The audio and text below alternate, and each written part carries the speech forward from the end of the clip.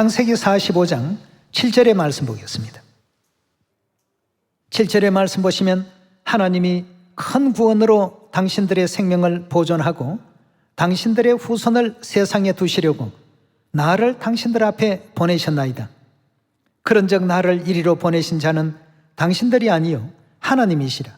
하나님이 나로 바로의 아비를 삼으시며 그 온 집의 주를 삼으시며 애굽 온 땅의 치리자를 삼으셨나이다 고 했습니다. 자, 이 장면은 요셉이 곡식을 사러 왔던 그 형들에게 자기가 어릴 때 애굽 땅으로 팔려갔던 요셉이라는 사실을 알리고 난 후의 장면입니다. 그 당시에 요셉은 형들의 어떤 미움을 사서 죽임을 당할 뻔하다가 큰형 르우벤이 우리 같은 핏줄인데 이렇게 죽여서까지야 되겠느냐, 이렇게 해서 이제 결국 요셉이 애굽 땅의 노예로 팔리게 되죠. 그리고 또 애굽 땅에서 그 보디발의 집에서 굉장히 참 성실하게 일을 했습니다만 그 보디발의 아내의 미혹에 넘어가지 않으니까 그 거짓 음모에 의해서 결국 감옥살이를 하게 되는, 억울함도 당하는 이런 세월을 보내다가 마침내는 애굽의 총리가 됩니다. 요셉은 뭘 깨달았냐 하면 하나님께서 우리 온 이스라엘 이 족속을 살리시려고 나를 먼저 애굽 땅에 이런 경로를 통해서 보냈구나. 형들이 나를 미워한 것 같았지만 그것이 아니었고, 또 보디발의 집에 팔려서 보디발의 아내가 유혹을 했지만 그 미혹을 물리치면서 결국 감옥에 갇히는 그런 순간순간은 너무나도 억울합니다. 하나님을 잘 믿고 하나님의 뜻대로 살려고 하는데 왜 내게 이런 파란만장한 역사가 벌어지는가?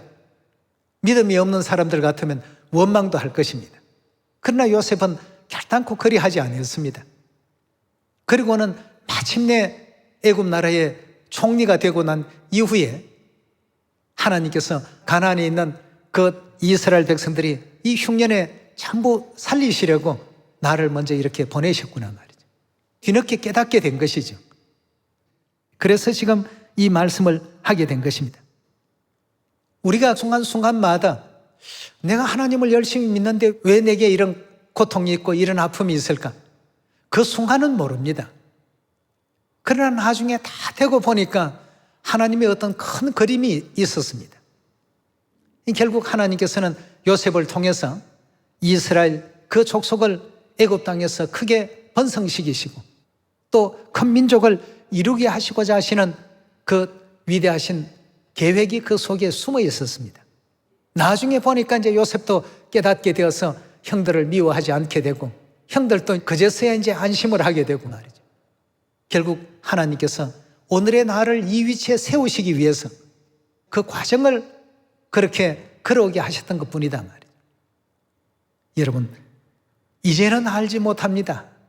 그러나 이제 이후가 되면 하나님의 위대하신 섭리를 다 알게 됩니다.